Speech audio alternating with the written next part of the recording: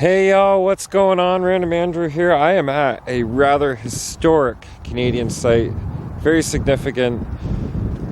This is the site of the Battle of the Thames. Have a look around here. 1812 to 1814. Well, they say 1813 is the year that Tecumseh fell. Right around here, somewhere in this area. This, though, has got to go. I've always wanted to stop here and have a look. I've never actually, until today, made the stop. Some beautiful monuments that they have erected here. And we're going to take a look at everything in just a moment. So just over 200 years ago, the Americans, the British, would have a throwdown to battle for the land, this area. And there was one man that said, no, we're losing enough of our land. He wasn't British, he wasn't American, he was native. And he believed a lot, wholeheartedly, in what he was fighting for. And that was Tecumseh.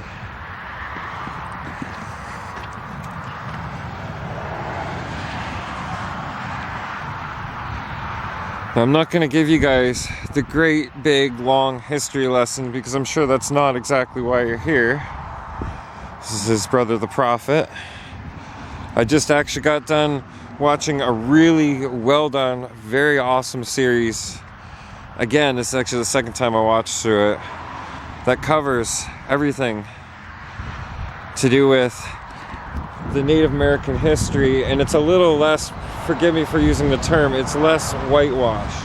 This is actually a little more well done, and it explains exactly what you want to know, exactly what you want to hear. Especially they do a bit, a good, one of the whole chapters, one of the whole episodes is Tecumseh's vision, and what he envisioned for bringing together all of the natives in North America to help fight and protect and keep their land. So this site here is formerly known as the Battle of Moraviantown. Did I say that right? Formerly known? Yeah. Well, it is known as the Battle of Moraviantown, 1813. During the second year of War of 1812, the United States won control of Lake Erie, cutting the British supply lines with the east and forcing the British to withdraw from Detroit River regions. Then on October 5th, 1813, 3,000 Americans, including their Aboriginal allies, basically the ones that had been bought out, defeated 950 British, Canadians, and natives at this site. Among those killed was the famous Shawnee leader Tecumseh, or Tecumseh, depends how you want to pronounce it, who had worked to unite the First Nations in neighboring American territory to resist settler expansion into their homelands and unwanted influence on their lives, basically corrupting and destroying the native way of life. The battle placed a small part of Upper Canada under enemy occupation until 1815. When the War of 1812 ended, it returned to British control. Tecumseh's dream, however, largely died with him, as the war only delayed American expansion into indigenous territory in Ohio, Michigan, Indiana, and Illinois. And if you don't think there was some kind of effect on that expansion, ask yourself, for a nation that was all natives, where is it all now? Very, very small land is left to them.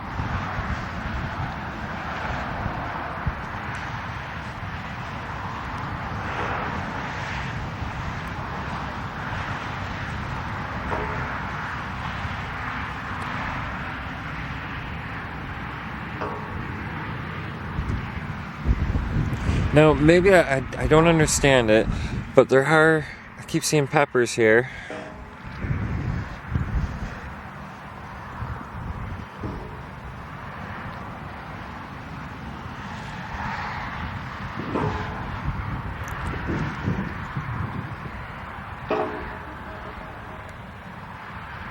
There's Tecumseh himself. See, look, see another pepper right there. So, a real quick bit about Tecumseh. If you want to pause and read this, if not, skip ahead a couple minutes and I'll be done reading. Born in Shawnee Village is what now Ohio, Tecumseh became in the 1790s, co-leader with his brother, the Prophet, of a movement to restore and preserve traditional Indian values.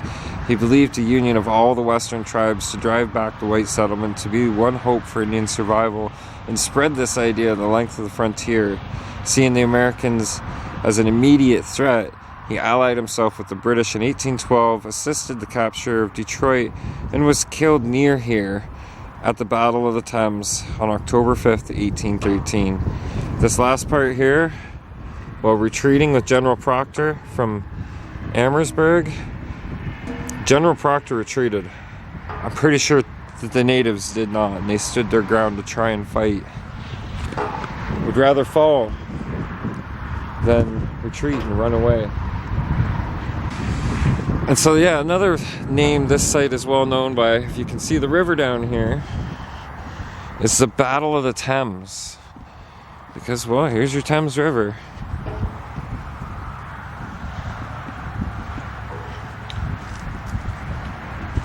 Unfortunately, there's a bag of garbage there and a few things that just should not be. But yeah, all through and along here, this hillside, I bet you if you had a metal detector or something, you'd probably find some cannonballs, some musket shot, maybe even a musket itself. But this is a very nice monument area, considering that this was the battle zone. This was where they went down, all the fighting. I mean, it could be on this side that Tecumseh fell. It could be on the other side, which is all farm and field land that Tecumseh fell. We just don't know. One more thing I'm going to show you guys real quick. Okay, so I lied. There's more than one more thing.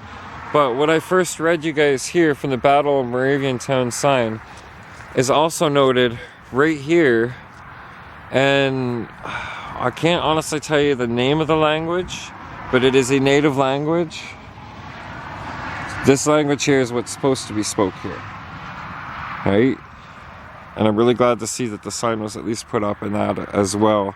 Because normally you get English, you get French. Very cool. And there you go. Let's have a look at this giant turtle shell. And I'm pretty sure the turtle being representative for the natives in this area, hence the turtle shell.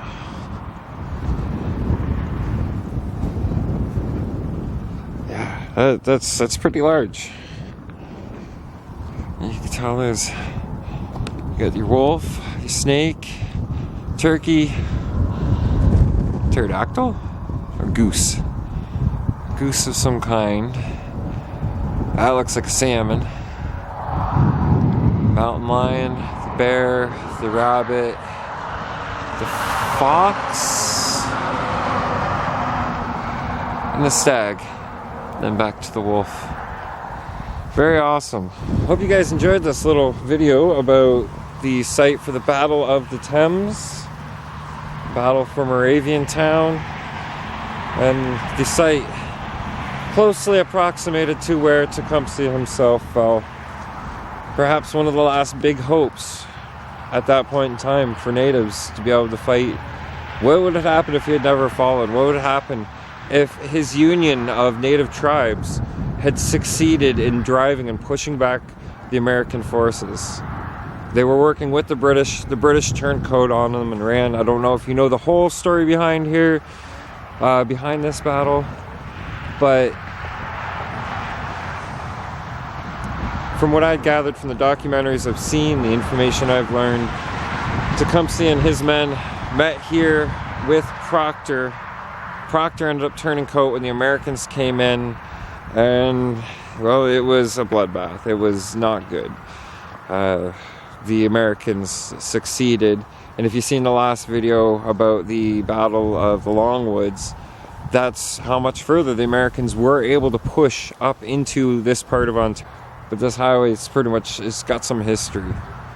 And I just had something pointed out to me that these benches actually have some things on them, so let's check that out too. Oh wow. A place of many grasses. Wow, that's really hard for you guys to read.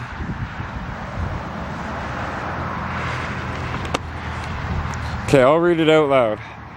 Gordon Reeve, sculptor. This site is dedicated to all First Nations and to Shawnee warrior and leader Tecumseh, who died nearby on October 5th, 1813, trying to end the genocide against his people.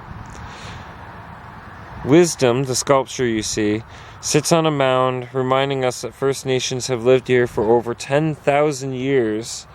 Its lines suggest trees arcing overhead, the structure of long houses, and ribs of a canoe, the skeleton of a turtle. Tecumseh's name means panther that crosses the sky, and his namesake meteor. His life light burned briefly and brightly, a beacon to all that love freedom and the earth. In the upper part of the sculpture, 10 north traveling clans images silhouetted against the sky tell the terrible journeys of generations of indigenous people driven from the ancestral lands, carrying only their oral history. Many distinct types of grass share this site, just as First Nations have always shared Turtle Island, which is North America. The spirit and language and history yet as one in the knowledge of the Earth Mother. Ahead is the path honoring Guswenta, the two-row wampum treaty of 1613, and 9 benches cut into the benches are the words of the living First Nations leaders, artists, elders, and a young girl, some who carry Tecumseh's struggle and others who share the earth's wisdom that we might all flourish. And then you can see that along here, along the bottom, and it's got the silhouettes of each. I hope that's showing up on camera all right. So again, I hope you guys enjoyed the video. I hope I was able to do this site justice. The site of the Battle of the Thames. Battle of Moraviantown. Thanks for watching. If you guys aren't yet subscribed, please do so. Fighting desperately to get this channel up there. And if you also enjoyed the video, please click like, share, subscribe, all that stuff. Thanks for watching. See you guys later.